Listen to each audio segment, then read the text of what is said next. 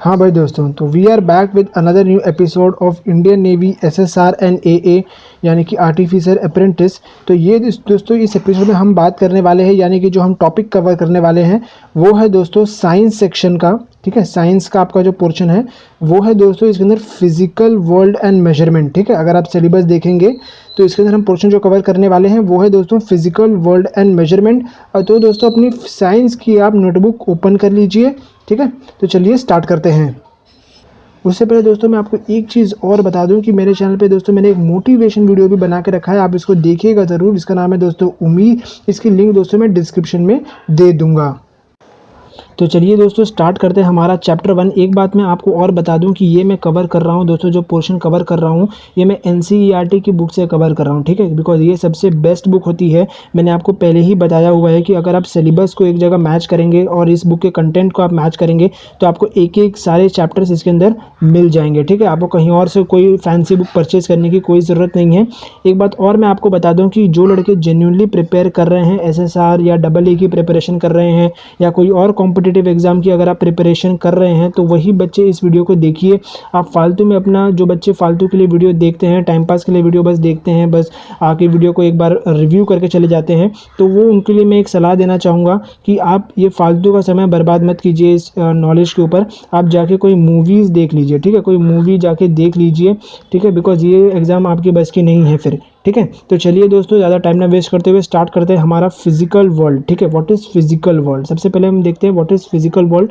तो physical world के अंदर मैं दोस्तों आपको एक चीज़ बता दूं कि फिजिकल वर्ल्ड हमारा जो चैप्टर है ये रिलेशन जो करता है वो है हमारा फिजिक्स से। ठीक है, फिजिक्स से वो हमारा रिलेशन होता है फिजिक्स से। तो what is physical world. Physical world मतलब दोस्तों बाहर की दुनिया। ठीक है, बाहर की जो दुनिया है, यानी कि जो भी काम हमारे बाहर के काम होते हैं उसको हम लोग बोलते हैं फिजिकल वर्ल्ड। ठीक है, तो उसको हम लोग बोलते हैं फिजिकल वर्ल्ड। अभी एग्जाम में आपको कैसे टाइप के क्वेश्चन आएंगे तो इस बात पे आपको ज़्यादा फोकस करना है। आपको ये इसकी डेफिनेशन नहीं आने वाले। ठीक है, इसकी आपको डेफिनेशन नहीं आने वाली है कि व्हाट इज़ फिजिकल वर्ल्ड। ठीक है, व्हाट इज़ फिजिकल वर्ल्ड ये आपको डेफिनेशन नहीं आने वाली है, लेकिन आपको सबसे पहले समझना है कि व्हाट इज़ फिजिकल वर्ल्ड। तो इसके लिए मैंने आपको बता दिया कि जो भी दुनिया हम अपनी आंखों से देख सकें। ठीक है, जो भी हम चीज़ अपने आंखों से देख सके उसको हम लोग बोलते हैं फिजिकल। ठीक है, वो उसको हम लोग बोलते हैं फिजिकल। तो चलिए अब स्टार्ट करते हैं आगे।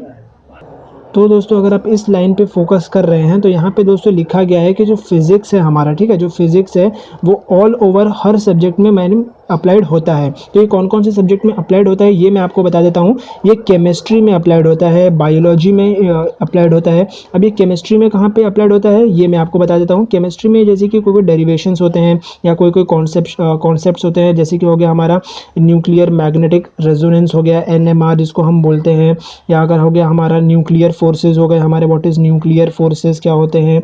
तो ऐसे टाइप के टॉपिक जो होते हैं केमिस्ट्री के, उसके वेंडरवॉल फोर्सेज हो गए, जैसे कि वीक वेंडरवॉल फोर्सेज हो गया, स्ट्रॉन्ग। तो ऐसे टाइप के जो टॉपिक्स होते हैं उसके अंदर दोस्तों हमारा फिजिक्स यानी कि नेचुरल फिजिक्स उसके अंदर हमारा अप्लाइड होता है। तो यहाँ पे बस दोस्तों यही एक बात यहाँ पे लिखी गई है। तो ये से दोस्तों आपको याद रखने की कोई ज़रूरत नहीं है, ये बस आपको एक डिस्क्रिप्शन में मतलब एक ब्रीफ में आप इसको रीड कर लीजिएगा, बस ये सब आपको जानने की कोई ज़रूरत नहीं है। तो देखिए दोस्तों ये सबसे इंपॉर्टेंट टॉपिक है। ठीक है, ये सबसे इंपॉर्टेंट टॉपिक है। तो सबसे पहले आपको अपने नोटबुक के हेडिंग में आप लिखिए इस टॉपिक को। ठीक है, इस टॉपिक को आप लिखिए some physics from different countries of the world and their major contribution. ठीक है, ये आपको हेडिंग आपके नोटबुक में लिखनी है। उसके बाद देखिए दोस्तों ये नेम ऑफ द साइंटिस्ट है, यहाँ पे सारे साइंटिस्ट के नेम और उसको उन्होंने क्या डिस्कवर किया था, यानी कि उनका मेजर कॉन्ट्रीब्यूशन। ठीक है, और उसके बाद दोस्तों ये कौन से कंट्री से बिलोंग करते थे वो दोस्तों यहाँ पर लिखा गया है। ठीक है, तो ये आप अपना टेबल ड्रॉ कीजिए अपने नोटबुक के अंदर। तो देखिए दोस्तों आर्किमिडीज जो थे, आर्किमिडीज उनका जो जिन्होंने प्रिंसिपल था, जिन्होंने फाइंड किया था, वो दोस्तों फाइंड किया था प्रिंसिपल ऑफ बायोएनसी यानी कि प्रिंसिपल ऑफ द लिवर। ठीक है, और ये बिलोंग करते थे दोस्तों ग्रीस से। ठीक है, तो ये दोस्तों आप लिखिए सबसे पहले। उसके बाद लिखिएगा आप गैलीलियो। ठीक है, गैलीलियो का था law of inertia, law of inertia finded by Galileo. ये बिलोंग करते थे दोस्तों इटली से। ठीक है, उसके बाद देखिए हम लिखिए ह्यूजेंस प्रिंसिपल, अगर आपने पढ़ा रहेगा ये बहुत फेमस थियरी है, वेव थियरी ऑफ लाइट इन्होंने फाइंड किया था और ये बिलोंग करते थे दोस्तों हॉलैंड से। ठीक है, ये बिलोंग करते थे हॉलैंड से। उसके बाद देखिए दोस्तों एक इसमें सबसे इंपॉर्टेंट नाम है Isaac Newton, sir Isaac Newton का नाम है। इन्होंने फाइंड किया था दोस्तों, सबको पता है, universal law of gravitation, laws of motion, reflecting telescope, और ये बिलोंग करते हैं दोस्तों UK, that is United Kingdom. ठीक है, यूनाइटेड किंगडम से ये बिलोंग करते थे। उसके बाद देखिए दोस्तों, ये भी एक पॉपुलर साइंटिस्ट का नाम है, इनका नाम है माइकल फैराडे। इन्होंने दोस्तों फाइंड किया था लॉज ऑफ इलेक्ट्रोमैग्नेटिक इंडक्शन, और ये भी दोस्तों बिलोंग करते थे यूके से, ठीक है। उसके बाद देखिए दोस्तों, ये इसमें अगला नाम है वो है दोस्तों जेम्स क्लर्क मैक्सवेल। अगर आपने ध्यान से पढ़ा होगा अगर अपने स्कूल में, तो आपने बहुत ये सुना होगा मैक्सवेल थियरी, ठीक है, मैक्सवेल थियरी। यहाँ पे मैं क्रिकेटर की बात नहीं कर रहा हूँ, ये है हमारे साइंटिस्ट का नाम मैक्सवेल, ठीक है। इन्होंने फाइंड किया था दोस्तों electromagnetic theory of light and electromagnetic wave, और ये बिलोंग करते हैं दोस्तों यूके से, ठीक है। अब देखिए इस लिस्ट में नया नाम आता है हर्ट्स। ये दोस्तों आपने बहुत कॉमन सुना होगा हर्ट्स। ये दोस्तों ये यूनिट भी है, ठीक है, ये यूनिट भी है, ठीक है, ये सब यूनिट है। इनका नाम यूनिट से भी रखा गया है, इनके नाम को ये रखा गया है यूनिट में भी। और इन्होंने फाइंड किया दोस्तों जनरेशन ऑफ इलेक्ट्रोमैग्नेटिक वेव्स, और ये बिलोंग करते थे दोस्तों जर्मनी से। उसके बाद दोस्तों देखिए नया नाम जेसी बोस, और ये बिलोंग करते थे दोस्तों अल्ट्रा, इन्होंने जो फाइंड किया था वो दोस्तों फाइंड किया था अल्ट्रा शॉर्ट रेडियो वेव्स, और ये बिलोंग करते थे दोस्तों हमारे प्यारे भारत यानी कि इंडिया से, ठीक है। उसके बाद दोस्तों जो नया लिस्ट में जो नया नाम आता है वो देखिए दोस्तों रॉटेंजन, ठीक है। इन्होंने दोस्तों फाइंड किया था एक्स रेज, और ये बिलोंग करते थे दोस्तों जर्मनी से, ठीक है। उसके बाद दोस्तों इस लिस्ट में जो नया नाम आता है वो है दोस्तों जे थॉमसन। इन्होंने फाइंड किया दोस्तों इलेक्ट्रॉन की डिस्कवरी थी इस थियरी के अंदर, और वो बिलोंग करते थे दोस्तों यूके से, ठीक है, यूनाइटेड किंगडम से। उसके बाद देखिए दोस्तों आप क्यूरी देखेंगे, ये दोस्तों एक बहुत इंपॉर्टेंट नाम है रेडियो एक्टिविटी में, यानी कि रेडियो एक्टिविटी जो हमारा टॉपिक है उसके अंदर दोस्तों ये बहुत इंपॉर्टेंट, इनके नाम पे यूनिट्स भी होते हैं, ठीक है, एसआई यूनिट्स भी इनके नाम पे रखे जाते हैं। एसआई यूनिट्स क्या होते हैं ये मैं आगे आपको बताने वाला हूँ। और ये दोस्तों जो कंट्री ऑफ ओरिजिन था इनका ये था दोस्तों पोलैंड, ठीक है। ये सब आप पूरा टेबल आप ड्रॉ कर लीजिए, सेम डिट्टो आप इसको अपने नोटबुक के फ्रंट पेज पे इसको मतलब जो आपका जो आज का जो चैप्टर है साइंस सब्जेक्ट का, उसके अंदर दोस्तों फर्स्ट पेज पे इस टेबल को पूरा आप ड्रॉ कर लीजिए, ठीक है, ये बहुत इंपॉर्टेंट है। उसके बाद दोस्तों जो अगला नाम आता है इस लिस्ट में वो है दोस्तों एल्बर्ट आइंस्टाइन, ठीक है। एल्बर्ट आइंस्टाइन ने क्या फाइंड किया था, बहुत सारे थियरी उन्हें फाइंड की थी, लेकिन जो उनकी इस चैप्टर में जो थियरी का बताया हुआ है वो है दोस्तों explanation of photo electric effect और थियरी ऑफ रिलेटिविटी, और ये तो दोस्तों जर्मनी। ये दोस्तों साइंटिस्ट का नाम आपको याद रखना बहुत ही इंपॉर्टेंट है, इसीलिए मैं आपको बोल रहा हूँ ये पूरा टेबल आप ड्रॉ कर लीजिए वीडियो को पॉज करके। उसके बाद दोस्तों ये चार्ट को भी आप ड्रॉ कीजिएगा, ठीक है। ये चार्ट उसका ही कंटिन्यूएशन है पेज नंबर 6 पे, ठीक है, page number 6 of NCERT class 11th की बुक का है, ठीक है। ये क्लास 11th की बुक के अंदर दिया गया है आपका, ठीक है। तो इस चार्ट को भी दोस्तों आप ड्रॉ कर लीजिए डिट्टो, और इसको आप रीड करना स्टार्ट कर दीजिए। इसके दोस्तों जो साइंटिस्ट का नाम है वो देखिए आप अर्नेस्ट रुदरफोर्ड, इसका आपने पढ़ा होगा न्यूक्लियर मॉडल ऑफ एटम। ये बिलोंग करते हैं दोस्तों न्यूजीलैंड से। यानी कि आपको बाई चांस अगर आपको कंट्री का नाम नहीं आया, जो एग्जाम में जैसे क्वेश्चन जो पूछे जाते हैं ये मैं आपको बता देता हूँ। अर्नेस्ट जो आपको क्वेश्चन आएगा, अर्नेस्ट रुदरफोर्ड ने क्या डिस्कवर किया था, ठीक है। तो अर्नेस्ट रुदरफोर्ड ने क्या डिस्कवर किया था ये आपको पता होना चाहिए। इन्होंने फाइंड जो किया था वो दोस्तों क्या था, न्यूक्लियर मॉडल ऑफ एटम, ठीक है। न्यूक्लियर मॉडल ऑफ एटम इन्होंने फाइंड किया था। ये बहुत रेयर पूछा जाता है कि वो कौन से कंट्री से बिलोंग करते हैं, ठीक है। तो जो मैक्सिमम चीज़ आपको जो याद रखनी है वो याद करना है दोस्तों कि साइंटिस्ट का नाम और उन्होंने दोस्तों क्या फाइंड किया था, ठीक है। साइंटिस्ट का नाम और उन्होंने दोस्तों क्या फाइंड किया था ये आपको याद रखना है। इस लिस्ट में दोस्तों जो अगला पॉपुलर नाम है वो है दोस्तों बोर्स, ठीक है, नील बोर्स। इन्होंने दोस्तों क्या फाइंड किया था, quantum model of hydrogen atom.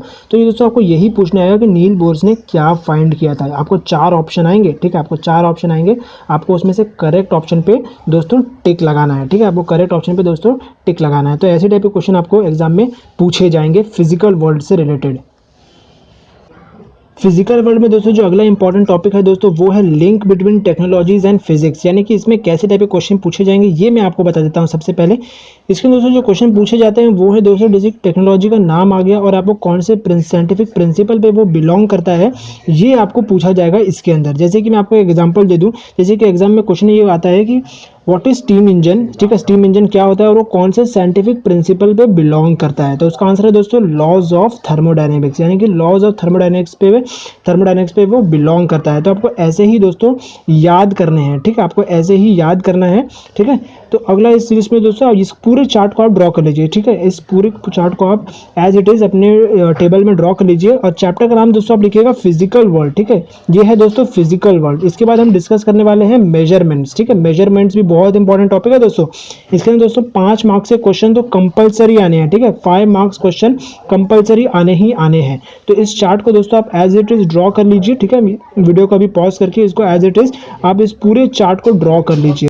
उसके बाद एज अकॉर्डिंग इसको आप रीड करना स्टार्ट कर सकते हैं। साइंटिफिक प्रिंसिपल यानी कि टेक्नोलॉजीज और उसके साइंटिफिक प्रिंसिपल आपको याद होनी चाहिए। ठीक, फिजिकल वर्ल्ड में दोस्तों जो सबसे इंपॉर्टेंट अगला जो टॉपिक है वो है दोस्तों ग्रेविटेशनल फोर्स और इलेक्ट्रोमैग्नेटिक फोर्स। ठीक है, ये होते क्या हैं ये आपको पता होगा, मैं बस आपको ब्रीफ में बता देता हूँ।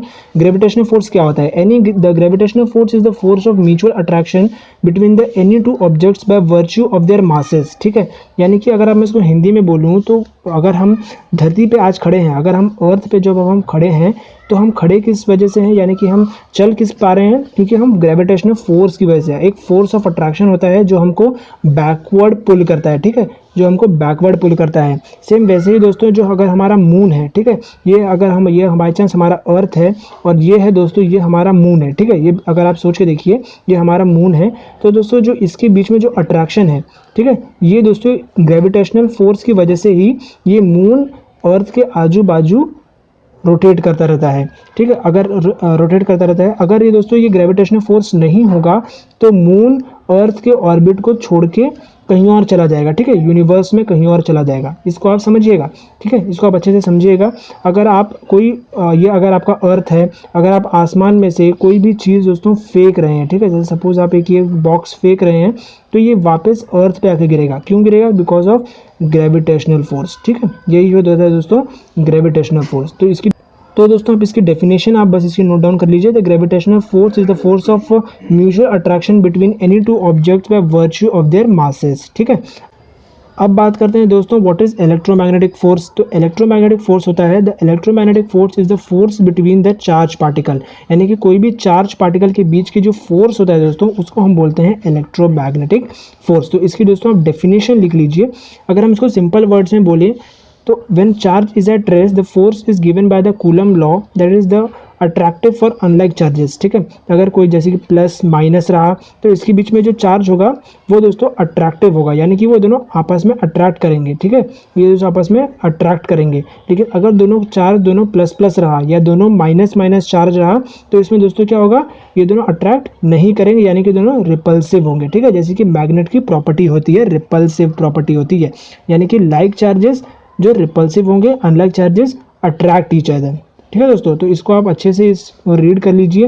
ये ज़्यादा इंपॉर्टेंट नहीं है, इसके अंदर बस आपको डेफिनेशन मोस्टली तो नहीं आता, इसके अंदर से कुछ ऐसे टाइप के कोई क्वेश्चन नहीं पूछे जाते हैं। दोस्तों फिजिकल वर्ल्ड का जो आखिरी दो टॉपिक्स बचे हुए हैं वो हैं दोस्तों हमारे स्ट्रॉन्ग न्यूक्लियर फोर्स एंड हमारे वीक न्यूक्लियर फोर्स। ये दोनों होते क्या हैं ये बस आपको ब्रीफ में मैं बता देता हूँ। इसके लिए दोस्तों आप स्ट्रॉन्ग न्यूक्लियर फोर्स के लिए ये पूरा आर्टिकल यहाँ से लेके आप यहाँ तक पूरा ये आर्टिकल रीड कर सकते हैं। एग्जाम में दोस्तों ये आर्टिकल तो नहीं आने वाला है, लेकिन मैं आपको कॉन्सेप्शनल क्लियरिटी के लिए ये बता रहा हूँ। ठीक है, स्ट्रॉन्ग न्यूक्लियर फोर्स क्या होता है। अब दोस्तों आपको सबसे पहले समझना होगा एक एटम, जैसे कि ये एक एटम है। ठीक है, ये एक एटम के अंदर कौन कौन से तीन चीज़ होते हैं ये आपको जानना होगा। ठीक है, एक एटम के अंदर कौन कौन से तीन चीज़ होते हैं, बिकॉज एग्जाम में ये आएगा what an atom consist of. आपको ऐसा क्वेश्चन आएगा एटम के अंदर क्या क्या चीज़ होते हैं, what are the element that atom consist of. तो एटम के अंदर दोस्तों होता है इलेक्ट्रॉन। ठीक है, एटम के अंदर होता है दोस्तों इलेक्ट्रॉन, प्रोटॉन और हमारा होता है न्यूट्रॉन। ठीक है, अब आप बोलेंगे सर न्यूक्लियस कहाँ गया। तो देखिए बच्चों, ये होता है हमारा एटम, ये जो ऊपर का जो मेम्ब्रेन है ये उसको पूरा बोलते हैं एटम। अब इसके अंदर दोस्तों एक पार्ट होता है हमारा जो सेंटर के अंदर होता है, इसको बोलते हैं दोस्तों न्यूक्लियस। This is nucleus. ठीक है, न्यूक्लियस। अब दोस्तों जो बाहर का जो पोर्शन होगा यहाँ पे इलेक्ट्रॉन्स होते हैं। ठीक है, ये हो गए हमारे इलेक्ट्रॉन्स, ये होते हैं हमारे इलेक्ट्रॉन्स, नेगेटिवली चार्ज्ड इलेक्ट्रॉन्स। ठीक है, ये होते हैं हमारे पूरे इलेक्ट्रॉन्स। इलेक्ट्रॉन्स कहाँ होते हैं, एटम के अंदर न्यूक्लियस के ऊपर। ठीक है, अब न्यूक्लियस के अंदर क्या होता है, ये होता है हमारा न्यूक्लियस। तो न्यूक्लियस के अंदर होते हैं दोस्तों हमारे प्रोटॉन्स और हमारे न्यूट्रॉन्स। ठीक है, प्रोटॉन्स और न्यूट्रॉन्स होते हैं हमारे न्यूक्लियस के अंदर। तो ये बात है, अब याद रखिएगा, न्यूक्लियस के अंदर होते हैं हमारे प्रोटॉन्स एंड न्यूट्रॉन्स। ये है दोस्तों जो इसके चार्जेस हैं ये मैं आपको बताता हूँ। इलेक्ट्रॉन होता है दोस्तों नेगेटिवली चार्ज। ठीक है, electrons is negatively charge, proton is positively charge and neutron have no charge. ठीक है, नो चार्ज न्यूट्रॉन्स, न्यूट्रॉन्स में कोई भी चार्ज नहीं होता है। तो दोस्तों what is strong nuclear force? Strong nuclear force binds protons and neutrons in a nucleus, यानी कि जो स्ट्रॉन्ग न्यूक्लियर फोर्स होता है वो एक न्यूक्लियस के अंदर जो प्रोटॉन्स और न्यूट्रॉन्स होते हैं, ठीक है, जो प्रोटॉन्स और न्यूट्रॉन्स होते हैं उनको बाइंड करता है, ठीक है, उनको बाइंड करता है, यानी कि उनको एक दूसरे के साथ बाइंड यानी कि अटैच करके रखता है, ठीक है। अटैच वर्ड अगर मैं बोलूँ तो इन दोनों को अटैच करके रखता है, यानी कि अगर ये दोनों अटैच नहीं करके रखेंगे तो ये वीक होंगे, ठीक है, ये वीक हो जाएगा, ठीक है, ये अनस्टेबल हो जाएगा। The perfect word is unstable. तो स्ट्रॉन्ग न्यूक्लियर फोर्स प्रोटॉन्स और न्यूट्रॉन्स को बाइंड करके रखता है। एक और बात दोस्तों मैं आपको बता दूं, ये दोस्तों चार्ज इंडिपेंडेंट होता है, it is a charge independent and acts as a equally between protons and proton and neutron and neutron. ये दोस्तों एक चार्ज इंडिपेंडेंट होता है और जो जो एक्ट होता है यानी कि जिस तरह से अप्लाई होता है ये प्रोटॉन, ठीक है, ये प्रोटॉन को बाइंड करता है, न्यूट्रॉन को बाइंड करता है, ठीक है, नो चार्ज इसको हम रिप्रेजेंट करते हैं, नो चार्ज को बाइंड करता है, और प्रोटॉन और न्यूट्रॉन को भी ये बाइंड करके रखता है, ठीक है। इसकी जो रेंज होती है दोस्तों ये बहुत स्मॉल रेंज होता है, ठीक है, ये बहुत स्मॉल रेंज का ये होता है। अगर इसके हम रेंज की बात करें दोस्तों तो ये होता है 10⁻⁻15 मीटर्स, ठीक है, 10⁻⁻15 मीटर्स इसकी रेंज होती है, ठीक है, ये बहुत ही छोटी रेंज इसकी होती है। फिजिकल वर्ल्ड के अंदर दोस्तों जो लास्ट टॉपिक है वो है आपका weak nuclear force. The weak nuclear force appears only in certain nuclear processes such as beta decay. तो जो वीक न्यूक्लियर फोर्स होता है दोस्तों वो कुछ ही जगह पे ये पोजेस करता है, जैसे कि ये बीटा डीके में दिखता है, ठीक है, बीटा डीके में ये दिखता है वीक न्यूक्लियर फोर्स, ठीक है, week nuclear force beta decay में दिखता है। अब व्हाट इज बीटा डीके? तो बीटा डीके होता क्या है ये आप यहाँ पे रीड कर सकते हैं। In beta decay the nucleus emits an electron and an uncharged particle called neutrino, ठीक है। अब बीटा डीके के अंदर जो न्यूक्लियस होता है दोस्तों ये एक इलेक्ट्रॉन एमिट करता है, ठीक है, ये एक इलेक्ट्रॉन एमिट करता है एंड एन अनचार्ज पार्टिकल, जो एक अनचार्ज पार्टिकल होता है, अनचार्ज पार्टिकल क्या होता है हमारा न्यूट्रॉन्स, ठीक है, न्यूट्रॉन्स होते हैं, उसको हम बोलते हैं न्यूट्रिनो, ठीक है। तो यही होता है दोस्तों। और ये दोस्तों weak nuclear force is not weak as gravitational force, ये ग्रेविटेशनल फोर्स से वीक नहीं होता है, ठीक है, ये ग्रेविटेशनल फोर्स से वीक नहीं होता है, बट ये बहुत ज़्यादा वीक होता है स्ट्रॉन्ग न्यूक्लियर फोर्स और इलेक्ट्रोमैग्नेटिक फोर्स, ठीक है, ये बहुत ज़्यादा वीक होता है इन स्ट्रॉन्ग न्यूक्लियर फोर्सेस और इलेक्ट्रोमैग्नेटिक फोर्स के तौर पे ये बहुत ज़्यादा वीक होता है। फिजिकल वर्ल्ड के अंदर दोस्तों इतने ही टॉपिक्स थे हमारे, ये बहुत ही बेसिक होता है, इसके अंदर दोस्तों आपको 1 से लेके 2 मार्क्स के हार्डली क्वेश्चन आएंगे, पर इतने मार्क्स के क्वेश्चन कंपल्सरी हैं दोस्तों, ये तो आपके आएंगे ही। तो इस चैप्टर को हम यहीं पे क्लोज करते हैं, ये चैप्टर यहीं पे बंद हो जाता है। अब हम चलते हैं हमारे नेक्स्ट चैप्टर के ऊपर जो कि बहुत इंपॉर्टेंट है। इसके अंदर दोस्तों आपको 4 मार्क्स के क्वेश्चन तो आएंगे ही आएंगे, ठीक है, 4 मार्क्स क्वेश्चन आपको आने ही हैं। और इस चैप्टर का नाम है दोस्तों मेजरमेंट्स, ठीक है, मेजरमेंट्स, और इसको हम बोलते हैं units and measurements, units and measurement. तो चलिए इस चैप्टर को स्टार्ट करते हैं।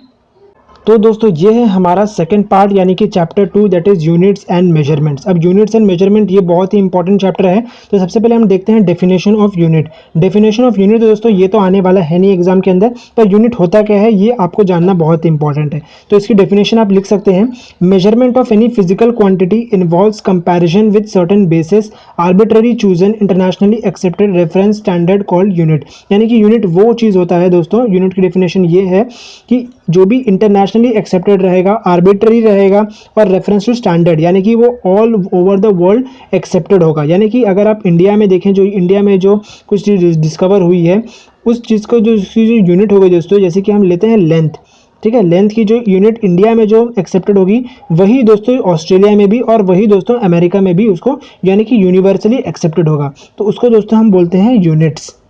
अब पहले के ज़माने में क्या होता था दोस्तों, जब एसआई यूनिट हमारे नहीं थे तो क्या होता था, जैसे कि इंडिया में कोई एक माउंटेन है, उसकी दोस्तों हमने पीक मेजर की, तो उसकी पीक जैसे कि एक साइंटिस्ट ने मेजर की, उसकी आई 49। अब 49 के बाद यूनिट क्या, हम जैसे कि अभी हमको पता है 49 हम फीट इसको बोलते हैं। तो पहले तो ऐसा कुछ था नहीं यूनिट्स, तो इसमें हम उस साइंटिस्ट के नाम से उसको रिप्रेजेंट करते थे, ठीक है, जैसे कि ABC हमने इसको लिख दिया। अब ऑस्ट्रेलिया में कोई माउंटेन है, उसकी पीक मेजर की गई तो उसका यूनिट दोस्तों आया जैसे कि 60। अब इस वहाँ पे क्या रखा जाएगा, वहाँ पे भी सेम ऐसी जिस सेंटेंस ने उसको फाइंड किया उसके नाम पे उसको रिप्रेजेंट किया जाता है। जैसे कि यहाँ पे लिया हमने ZXY रख दिया इसको।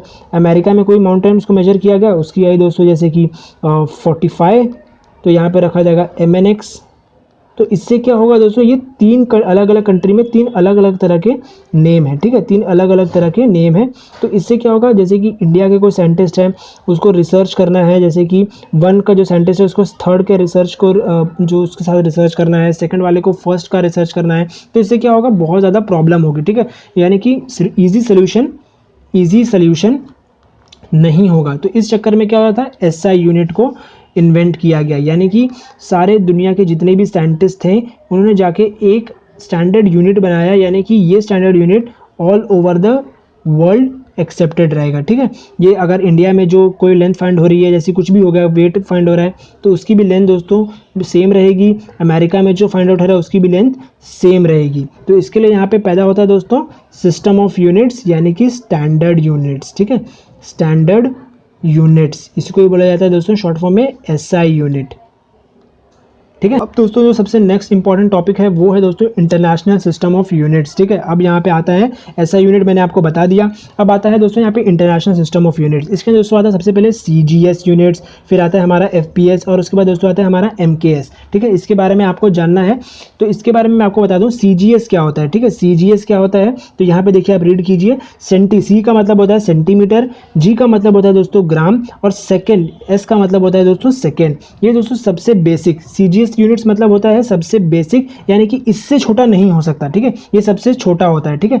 इससे छोटा हम नहीं मेजर कर सकते, यानी कि जैसे कि कोई सेंटीमीटर है तो इस सेंटीमीटर्स को हम मेजर कर सकते हैं, मिलीमीटर्स में ले सकते हैं, लेकिन वो यूनिवर्सली एक्सेप्ट मतलब वो बहुत छोटा हो गया, ठीक है। जो उसका सबसे छोटे में जो एसआई यूनिट्स में जो सबसे छोटा होता है वो होता है दोस्तों सीजीएस यूनिट्स, यानी कि सेंटीमीटर, ग्राम और सेकेंड्स। इससे छोटा हम नहीं लिखेंगे। अगर हमें किसी और चीज़ को कैलकुलेट करनी है तो उसके लिए हम इसको लिख सकते हैं। तो यहाँ पे दोस्तों एक पैदा होता है सीजीएस यूनिट्स।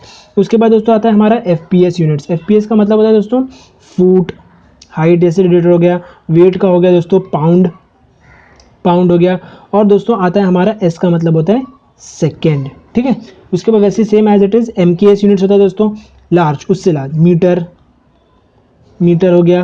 उसके बाद हमारा केजी हो गया यानी कि किलोग्राम, और उसके बाद दोस्तों हो गया हमारा सेकेंड। यानी कि तीन टाइप के यूनिट्स बनाए जाते हैं, सीजीएस, एफपीएस एंड एमकेएस। तो चलिए फटाफट आप इसकी जो इसका फुल फॉर्म है ये अपने नोटबुक में आप लिखिए फटाफट, सीजीएस, एमकेएस और एफपीएस क्या होते हैं। दोस्तों यूनिट्स एंड मेजरमेंट्स के अंदर जो सबसे इंपॉर्टेंट टॉपिक अब आता है हमारा वो है दोस्तों बेस क्वांटिटीज एंड हमारे यूनिट्स, ठीक है। अब एग्जाम में आपको कैसे टाइप के क्वेश्चन पूछे जाएंगे ये मैं आपको बता देता हूँ। जैसे कि आपको आ गया लेंथ जो अगर हम उस लेंथ की यूनिट क्या है, ठीक है, ये आपको याद रहना चाहिए, और उसका सिंबल क्या है ये आपको याद रहना चाहिए। जैसे कि एग्जाम्पल मैं दूँ, जैसे कि आपको आ गया लेंथ की यूनिट क्या है, तो आपको लिखना होगा मीटर, और उसका सिंबल क्या है एम। तो यहाँ पे या तो अगर आपको नेम दिया होगा तो आपको नेम लिखना है, या तो अगर आपको मीटर सिंबल आ गया तो आपको सिंबल से उसको आंसर टिक करना है। जैसे कि आपको पूछा गया लेंथ की यूनिट क्या है, तो आपको 3-4 लेंथ आ जाएंगे, मीटर, किलोग्राम, सेकेंड्स या एम्पियर। तो इसके जो करेक्ट आंसर दोस्तों वो है मीटर। ऐसे टाइप के आपको क्वेश्चन आएंगे। तो इस टेबल को दोस्तों आप अपने नोटबुक के अंदर ड्रॉ कर लीजिए, ठीक है। इस टेबल को आप दोस्तों ड्रॉ कर लीजिए, इतना पोर्शन आपको ड्रॉ करना है, ये पूरा पोर्शन दोस्तों आपको ड्रॉ कर लेना है। तो चलिए इसको दोस्तों फटाफट आप इसको ड्रॉ कर लीजिए।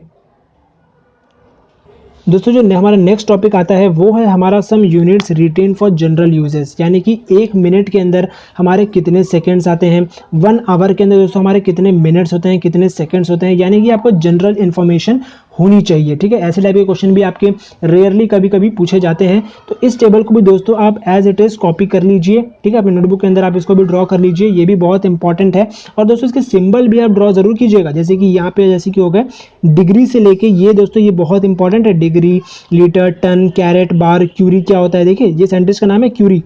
तो क्यूरी का जो हमारा होता है वो सी है, इसका सिंबल होता है, और ये 3.7 × 10⁻⁻⁻ सेकेंड्स होते हैं। तो दोस्तों ये सब आप इंपॉर्टेंट है, इन सबको आप ड्रॉ कर लीजिए एज इट इज, ठीक है। चलिए दोस्तों अब हम आगे मूव करते हैं। अब सबसे आता है सबसे इंपॉर्टेंट टॉपिक, यानी कि ये होता है दोस्तों हमारा पैरेलैक्स मेथड, ठीक है।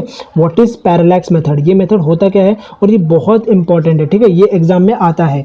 This is a very important topic और एग्जाम में आता है। अब ध्यान से सुनिएगा। तो पैरेलैक्स मेथड क्या होता है, इसकी सबसे पहले डेफिनेशन आप लिख लीजिए। Large distance such as distance of planet or a star from the earth can not be measured directly with a meter scale. An important method in such cases is parallax method as it is इसको copy कर लीजिए अपनी notebook के अंदर। अब मैं आपको बताता हूँ ये होता क्या है। जैसे कि अगर आप अर्थ पे खड़े हैं, ठीक है, ये आपका अर्थ है, तो आपको मेजर करना है, ये प्लैनेट है, जैसे सपोज ये प्लैनेट है, इसकी दोस्तों आपको डिस्टेंस मेजर करना है। तो इसके लिए आप मीटर स्केल का यूज़ तो नहीं करेंगे, बिकॉज ये पॉसिबल तो है नहीं कि मीटर स्केल से आप ये डिस्टेंस को मेजर कर पाएँ। तो इसके लिए हम यूज़ करते हैं दोस्तों पैरेलैक्स मेथड। अब ये मैं आपको बताता हूँ छोटे से एग्जाम्पल से। जैसे कि आप पहाड़ है, ये कोई माउंटेन है दोस्तों, और ये आप खड़े हैं, ठीक है, जहाँ पे आप खड़े हैं, तो अगर आप एक डिस्टेंस से देखेंगे पहाड़ को, ठीक है, ये आप खड़े हैं, ठीक है, ये आपकी पहली आँख है, ये आपकी सेकंड आई है, ठीक है। अगर आप दो आँखों से देख रहे हैं इस पहाड़ को, तो आपका ऐसे देखेंगे, ठीक है, दो आँखों से, तो ये एक एंगल बनेगा यहाँ पे थीटा, ये एक एंगल बना थीटा। ये आपकी पहली आँख हो गई, ये आपकी दूसरी आँख हो गई। तो दोस्तों ये डिस्टेंस को बोलते हैं, ठीक है, आपकी दोनों आँखों के डिस्टेंस को बोलते हैं बेसिस, ठीक है, इसको हम क्या बोलते हैं, बेसिस। अब इससे क्या होगा, यहाँ पे एक थीटा बनेगा। अब आप पहली आँख को अपनी क्लोज करेंगे, जैसे सपोज आपने पहली आँख को अपनी क्लोज किया, तो ये आपको पहाड़ यहाँ पे दिखेगा। अगर आप अपनी सेकंड आई को क्लोज कर रहे हैं, फर्स्ट को ओपन कर रहे हैं, तो यही सेम पहाड़ आपको यहाँ दिखेगा। यानी कि एक ही सेम पहाड़ आपको अलग अलग दो जगहों पे दिखता है, ठीक है। अगर आप अभी भी ऑब्जर्व करके देखेंगे, खुद भी एक्सपेरिमेंट करके देखेंगे, तो आपको ऐसा दिखेगा, ठीक है। अब इसको क्या बोलते क्या है, ये जो एंगल बनता है, ठीक है, सपोज जैसे कि ये एक एंगल बना, तो इसको बोलते हैं दोस्तों हम पैरेलैक्स एंगल, इसी को हम बोलते हैं पैरेलैक्स एंगल। तो इसी को आपको याद रखना है, ठीक है, यही होता है हमारा पैरेलैक्स एंगल। और दोस्तों इसको हम फाइंड कैसे करते हैं, जैसे कि ये डायग्राम आप यहाँ पे देख सकते हैं, इस डायग्राम के थ्रू मैं आपको पूरा एक्सप्लेन करता हूँ, ठीक है। ये है हमारा, जैसे कि ये एक सन है, ठीक है, और ये है आपका दो टेलीस्कोप, ए एंड बी आपके दो टेलीस्कोप हैं, अर्थ पे से आपने लगाया हुआ है। तो आपने पहले टेलीस्कोप से देखा, ये सेकंड टेलीस्कोप पर रेंज हुआ है दोस्तों ये, ठीक है। तो इन दोनों के बीच में जो एंगल बनता है दोस्तों, इसको हम बोलते हैं थीटा, ठीक है। और इन दोनों डिस्टेंस को हम मेजर करते हैं डिस्टेंस डी, ठीक है। और ये होता है हमारा स्मॉल बी इज बेसिस, मैंने आपको पहले ही बताया था, इसको बोला जाता है बेसिस, यानी कि ये दोनों टेलीस्कोप के बीच का जो डिस्टेंस होता है, इसको बोला जाता है बेसिस। अब इसका फॉर्मूला क्या है, d is equal to B upon basis upon theta, ठीक है, बेसिस अपॉन थीटा। तो इससे आप ये डिस्टेंस मेजर कर सकते हैं। यानी अगर आपके पास यहाँ से अगर आप फाइंड कर रहे हैं इन दोनों से, तो यहाँ से दोस्तों आप एक एंगल मिल जाएगा, ठीक है। अगर आप ये दोनों डिस्टेंस से टेलीस्कोप से मेजर कर रहे हैं, तो ये दोनों जहाँ पे मीट होगा, तो ये आपको एंगल मिल जाएगा। और आपको बेसिस, जैसे कि आप धरती पे आपने दो टेलीस्कोप लगाया हुआ है, तो इन दोनों के बीच का आपको डिस्टेंस तो आप मेजर कर सकते हैं अपने नॉर्मली। तो इन दोनों, अगर ये दो चीज़ आपके पास होंगे, तो आप ये डिस्टेंस मेजर कर सकते हैं। तो यही होता है दोस्तों हमारा पैरेलैक्स मेथड। आई होप कि आपको ये क्लियर हो गया होगा। अब बात करते हैं दोस्तों हमारे लास्ट टॉपिक का, that is units and measurement के अंदर, और वो है दोस्तों यूनिट्स हमने कर लिया। अब बाकी है हमारा मेजरमेंट। तो मेजरमेंट के अंदर दोस्तों आता है हमारा डायमेंशन। डायमेंशन का जो बेसिक होता है दोस्तों, ये आपको याद होगा MLT। MLT का मतलब होता है, M का मतलब होता है मास, L का मतलब होता है लेंथ, और T का मतलब होता है दोस्तों टाइम। अब दोस्तों हम यहाँ पे देखते हैं हम डायमेंशन कैसे हम फाइंड आउट कर सकते हैं। जैसे कि ये आपको डायमेंशन जैसे कि फाइंड करना है, half mv² is equal to mgh। इसकी आप डायमेंशन कैसे फाइंड करेंगे, तो हाफ यानी कि कोई भी नंबर होता है दोस्तों, इसके वो डायमेंशन लेस होता है, ठीक है। वो जैसे कि कोई एंगल हो गया, ये डायमेंशन लेस हो गया, कोई नंबर हो गया तो वो डायमेंशन लेस हो गया, यानी कि उसके डायमेंशन नहीं होते हैं। तो 1/2 का कोई डायमेंशन नहीं होगा। m क्या होता है, m का मतलब होता है दोस्तों मास, यहाँ पे ठीक है मास होता है, तो मास का डायमेंशन होता है, ठीक है, m1। तो ये देखिए यहाँ पे देखो लिखा हुआ है m1 लिखा हुआ है, ठीक है, मास का डायमेंशन होता है। अब इसके बाद दोस्तों v², v का मतलब होता है दोस्तों वेलोसिटी। तो velocity is equal to displacement upon time. ये दोस्तों आपने फॉर्मूला पढ़ा होगा, डिस्प्लेसमेंट अपॉन टाइम। अब डिस्प्लेसमेंट क्या है, डिस्प्लेसमेंट एक लेंथ है, तो डिस्प्लेसमेंट को हम मेजर करेंगे, लिखेंगे L अपॉन टी, ठीक है, L अपॉन टी। तो डिस्प्लेसमेंट को हमें लिख दिया L अपॉन टी। अब ऊपर वाले को हम रब कर देते हैं, ऊपर वाले को जब हम रब कर देंगे तो L अपॉन टी हमको मिल गया, ठीक है। अब देखिए दोस्तों, अब इसका हम डायमेंशन कैसे लिखेंगे, तो हाफ mv² का हाफ का डायमेंशन तो होता नहीं है, मास का डायमेंशन होता है m1, और जो हमारा L अपॉन टी आया था वेलोसिटी का, ठीक है, L अपॉन टी आया था, उसको हम लिखेंगे, लेंथ हमारा न्यूमरेटर में है तो ये L1 रहेगा, और जो हमारा टाइम है दोस्तों ये डिनोमिनेटर में है तो ये t-1 हो जाएगा। अब क्या है, जो v² है दोस्तों वो v² है, लेकिन हमने अभी सिर्फ v लिया है, तो इसका हम स्क्वायर कर देंगे। तो इसका डायमेंशन क्या हो जाएगा दोस्तों, final dimension is m1 L2 t-2, ठीक है। m1 L1 t-2, जैसे कि यहाँ पे देखिए दोस्तों आप लिखा हुआ है, ठीक है, यहाँ पे सेम एज इट इज़ लिखा हुआ है। अब हम फाइंड करते हैं mgh का डायमेंशन होता है, तो m का मतलब होता है दोस्तों मास, इसका तो हमको पहले ही मिल गया। अब g का मतलब होता है दोस्तों एक्सेलरेशन ड्यू टू ग्रेविटी, यानी कि एक्सेलरेशन का क्या होता है, acceleration is equal to velocity upon time, and velocity upon time. अब वेलोसिटी का जो फार्मूला होता है दोस्तों वो होता है हमारा डिस्प्लेसमेंट अपॉन टाइम, यानी क्या हो गया हमारा डिस्प्लेसमेंट अपॉन टाइम स्क्वायर, ठीक है, velocity upon time, displacement upon time, और यहाँ का टाइम नीचे जो रहेगा ये दोनों टाइम साथ में आ जाएंगे और ये हो जाएगा दोस्तों डिस्प्लेसमेंट अपॉन टाइम स्क्वायर, यानी कि L1 अपॉन t-2। और देखिए पहले से मास यहाँ पे था यानी कि m1 और ये हो जाएगा L2 और ये हो गया t-2, यानी कि LHS is equal to RHS। जैसे कि देखिए यहाँ पे लिखा हुआ है m1 L2 t-2 और ये सेम यहाँ पर भी आया है m1 L2 t-2। तो ऐसे ही हम बाकी डायमेंशंस निकाल सकते हैं। सो दोस्तों डायमेंशन से रिलेटेड आपके सारे डाउट्स क्लियर हो गए होंगे, ठीक है। अगर आपके मन में अभी भी कोई डाउट है तो आप घबराइए मत, मैं डायमेंशन से रिलेटेड नेक्स्ट वीडियो अपलोड करने वाला हूं और डिटेल में वीडियो अपलोड करने वाला हूं। इस वीडियो तो मैंने सिर्फ आपको एक ही एग्जांपल दिया, नेक्स्ट मैं आपको बहुत सारे एग्जांपल्स देने वाला हूं और हम एक बार फिर से रिविजन भी करेंगे, ठीक है। हम एक बार फिर से इस टॉपिक को रिवाइज भी करेंगे, जल्द फटाफट रिवाइज कर लेंगे। उसके बाद दोस्तों मेरा आएगा एपिसोड नंबर 3, तो उस दोनों के दौरान के बीच में मेरा आएगा एक वीडियो, वो है दोस्तों डायमेंशन के ऊपर, ठीक है, वो है डायमेंशन के ऊपर। तो आज जो भी मैंने आपको पढ़ाया, आज मैंने आपको पढ़ाया फिजिकल वर्ल्ड और मैंने आपको पढ़ाया यूनिट्स एंड डायमेंशन। तो यूनिट्स एंड डायमेंशन दोनों को आप नोटबुक में आपने लिख लिया होगा, ठीक है। उसके आप नोट्स बनाइए और उसको आप 2 से लेकर 3 घंटे रिवाइज कीजिए। आज उसको आप 2 से लेकर 3 घंटे तक रिवाइज करेंगे तो आपके सारे डाउट्स क्लियर हो जाएंगे। अगर आपको कोई डाउट है तो आप कमेंट कर सकते हैं, ठीक है, मैं आपके डाउट्स क्लियर करने की कोशिश करूंगा। तो दोस्तों वीडियो को आप लाइक कीजिए, दोस्तों के साथ शेयर कीजिए और चैनल को दोस्तों सब्सक्राइब तो ज़रूर कर लीजिए, ताकि जब भी मैं वीडियो अपलोड करूं तो उसकी नोटिफिकेशन आप लोगों से मिस ना हो। नोटिफिकेशन का क्या होगा, जब आप सब्सक्राइब करेंगे तो साथ में ये दोस्तों एक नोटिफिकेशन आइकन आएगा, इसको ज़रूर कीजिए, क्लिक कीजिए, बिकॉज जब भी मैं फ्यूचर में वीडियो भी अपलोड करूँगा तो उसकी नोटिफिकेशन डायरेक्टली आपको मिल जाएगी, ठीक है। आपको कहीं भी जाकर सर्च करने की कोई भी ज़रूरत नहीं है। तो चलिए दोस्तों आज की वीडियो में इतना ही, मिलते हैं कोई ऐसी नई इन्फॉर्मेटिव वीडियो के साथ अगले वीडियो में। तब तक के लिए मुझे दीजिए इजाज़त। नमस्कार दोस्तों, जय हिंद, वंदे मातरम।